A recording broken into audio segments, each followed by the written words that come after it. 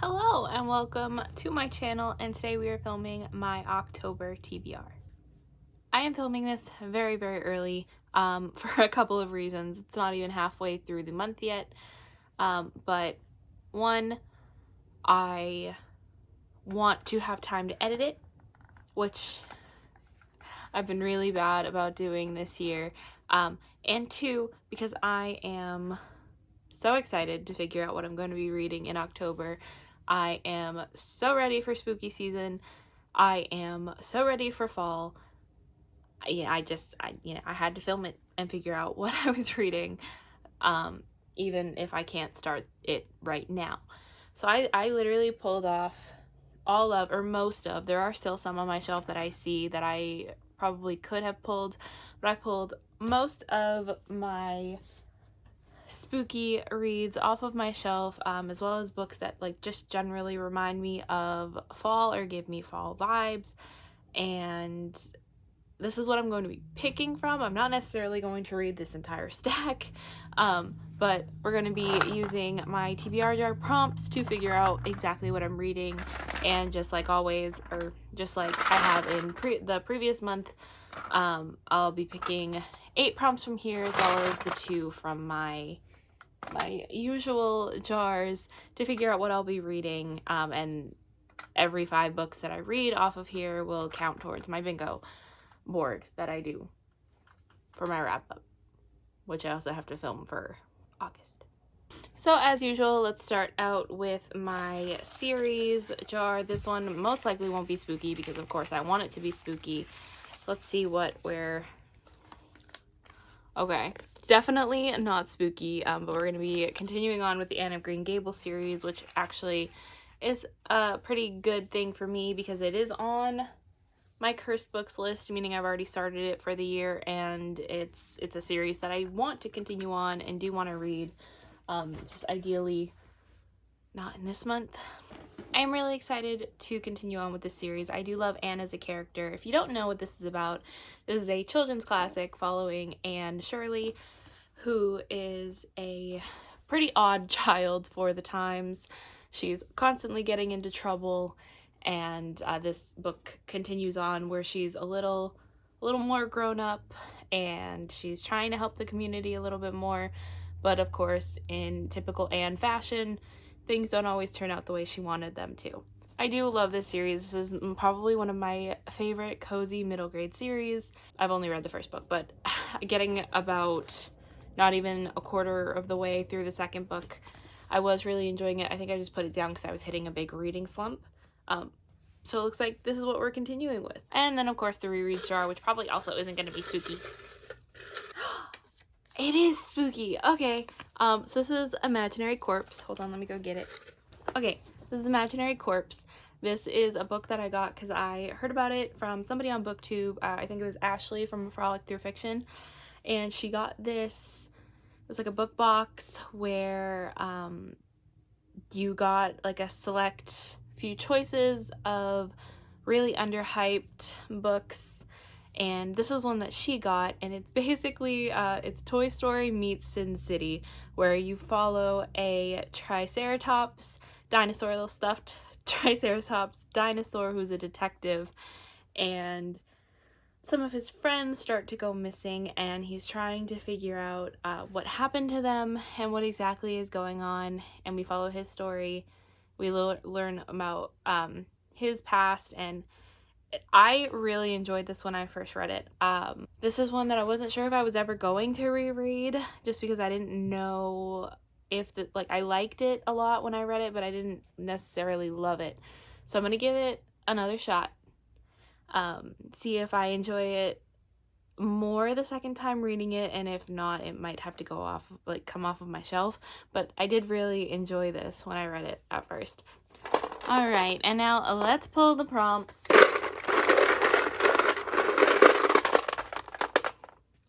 Starting with Gifted. Okay, a book that was gifted to me. Okay, I'm stretching this prompt to fit my needs because I can. So this wasn't exactly gifted to me, however, it was chosen for me. We were book shopping, and the bookstore we went to had a blind date with a book type of selection, and one of my friends who I was with chose there's like a drawing of a little apple tree, and it ended up being Apples Never Fall. So I'm stretching this a little bit just because I can't think of anything else that I would be in the mood for that I was gifted. And yeah, you can yell at me in the comments if you want to, but I'm gonna do it, so you're gonna have to deal with it.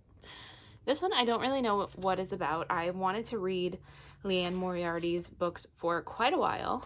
This just happened to be the first one that I ended up picking up. It looks like it is about a woman who goes missing, and suspicions fall on her husband. If your mother was missing, would you tell the police, even if the most obvious suspect was your father? This is the dilemma facing the 4 Delaney siblings. All right, prompt number 2. Okay, this is the prompt that Benson chose for, or decided to put in here. It's meme. Basically that means I gotta do like a random meme generator and pick a book that fits the meme's vibes. Hi, honey. Hi! So what am I doing here? I need a meme. A meme? A good one that I can interpret for a book prompt. Book that makes you feel like this. Like I'm in hell? Essentially, yes. Okay.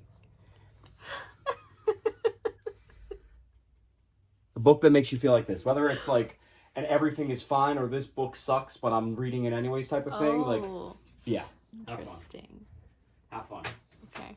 I'll send you the picture if you need to keep it up for the video until you pick one. Thank you. Okay.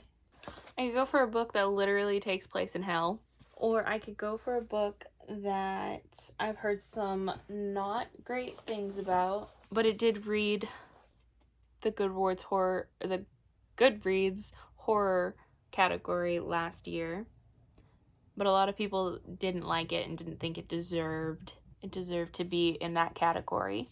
Or I could go for a book that I started once, got about halfway through, and didn't end up picking it up because I wasn't vibing with it as much as everybody else seems to be.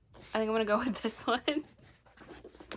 All right, I'm gonna go with If We Were Villains. This is one that I started years ago that everybody seems to love. It is the epitome of dark academia, and everybody loves the trope, everybody loves the book, but when I read it, I just wasn't vibing with it as much as I wanted to. This follows, what's his name? Oliver, who was recently released from prison for murder, and he is telling the real story of what happened all of those years ago. And so we're following dual timelines, and we're trying to figure out what really happened and if he was framed or if he actually did it. And I don't know, I wasn't vibing with it when I picked it up, and I ended up putting it down, and I was kind of disappointed by it, but I kept it on my shelf, so I must still be a little interested in it. We're finally going to read it this year. Prompt number 3, start a series. All right, I think I'm going to go with Finley Donovan is Killing It. This is the first book in a multi-book series. Don't ask me how many there are going to be. I think there's 4 out currently, and everyone says the first one is the best and the rest kind of dwindle as you read it, but I'm still really interested to see where this goes and what happens. But this follows Finley Donovan, who is a stressed out mother. She's recently divorced. She's also trying to balance her author career, and she is talking to her publisher about her struggling to kill off one of her characters, and this lady overhears her and thinks she is a hit woman. So she's trying to talk her into, or trying to hire her to kill her husband, and the story goes from there. And I heard, like I said, I've heard that the next couple of books aren't as great as the first one, and the series kind of dies down, leaving people a little disappointed, which is one of the reasons that I haven't fully committed to picking up the series. But I'm going to, and we'll see how it goes. And number 4. All right, that says shared birthday. It means a book that shares a birthday with me. Let me see if there are any spooky books that share a birthday. It might be one that I don't own. So far, there's only one book that fits the spooky season vibes that I want to read right now, or at least that I have heard of before, that I know I have access to. However, I'm planning on reading that this month in September. I will use it as a placeholder for now, just to, in case I don't get to it this month. And then I'll make the video that I'm working on currently at like a 2-month project, and I'm not going to share with you what book that is, just to keep a little bit of an element of surprise in this video. Yeah, so I'll leave it as a placeholder until I find something else, or see if I find something else that will work for this prompt.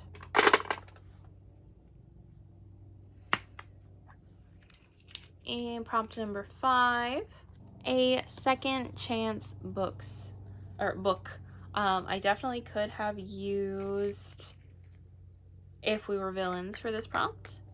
What else do I have in here that I can use? A couple of options. The Year in the Witching, which I started listening to on audio and wasn't really enjoying the audio experience. Not that I didn't like the audiobook, I just wanted to sit down and read it physically. That way I could completely appreciate and grasp the story. But I do really want to read this. The Hobbit, which isn't really spooky season, it's more fall vibes, but I've been trying to read it forever. Meddling Kids is another situation that I've been trying to read it. I've picked it up quite a few times, just never ended up continuing with it. Same thing with Lost Boy by Christina Henry.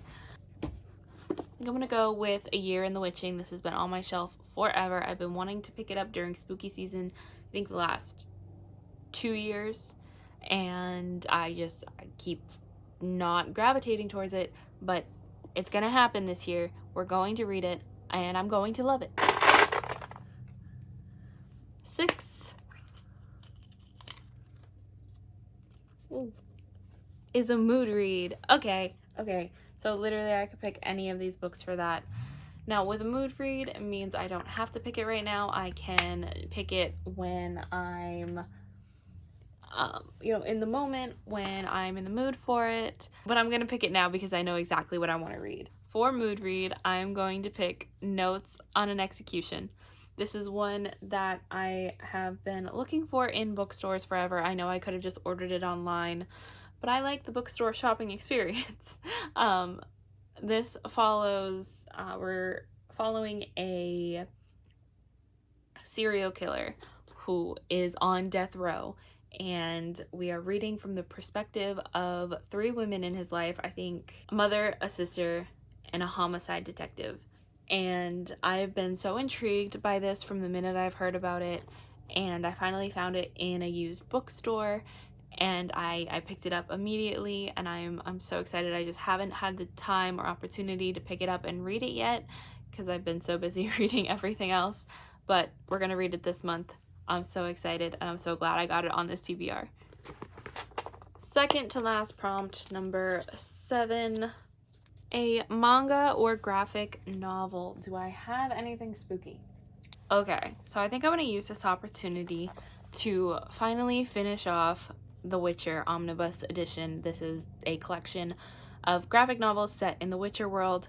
This is my only experience in the universe of The Witcher, and I'm really enjoying it so far. I've mainly been picking it up every so often and reading a book or two for readathons. So there are 4 stories in here, but they're all technically part of the same story, just in 4 different chapters. So I'll probably finish this off in the month of October and finally get it off of my TBR.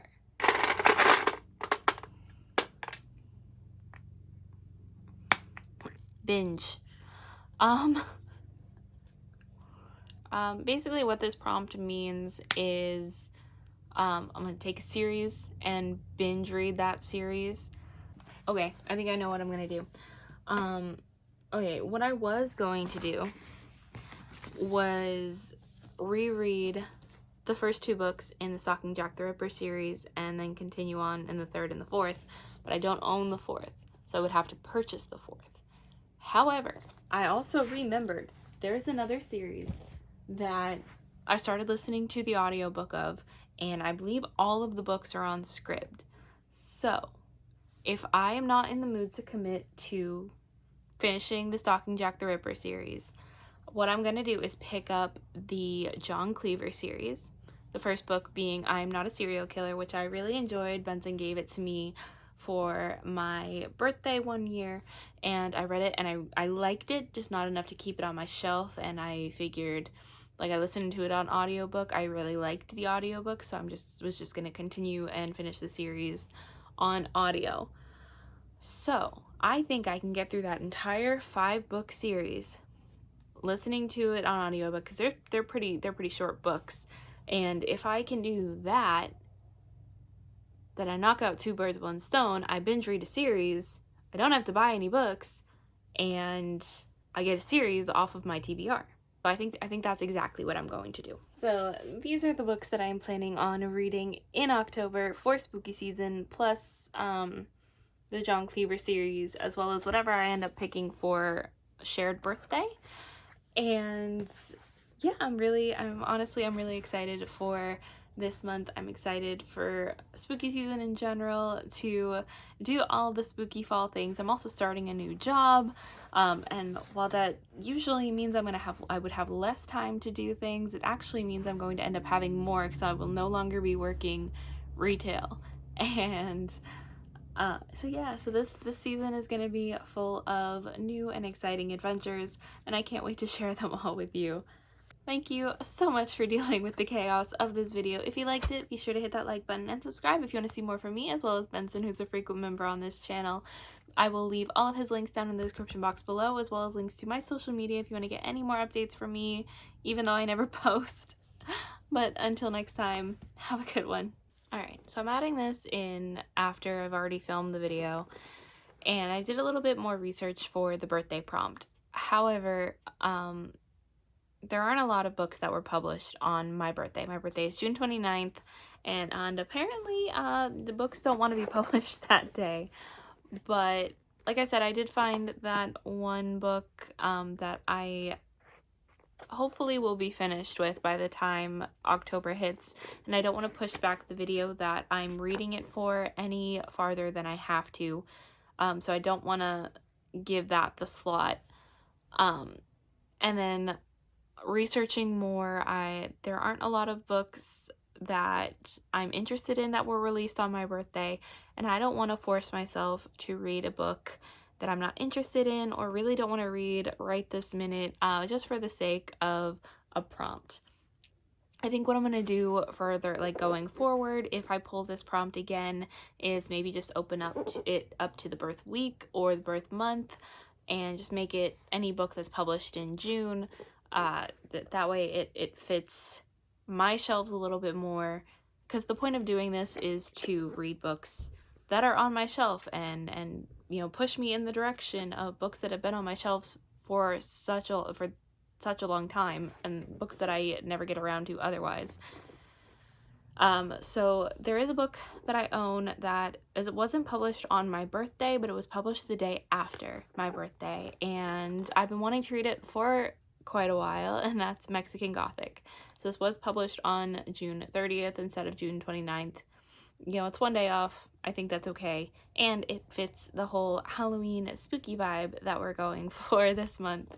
So we'll be reading this, and if you don't like it, you can fight me on it in the comments. I also forgot to mention that in October, I will be participating in Becca's Bookopoly-thon. If you don't know what that is, it is a month-long readathon hosted by Becca from Becca and the Books, and it's inspired by her old TBR game Bookopoly, which is basically Monopoly but bookified.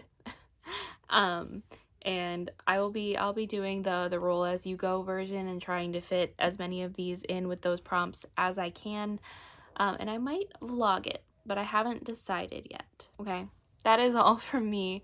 We will see you next time.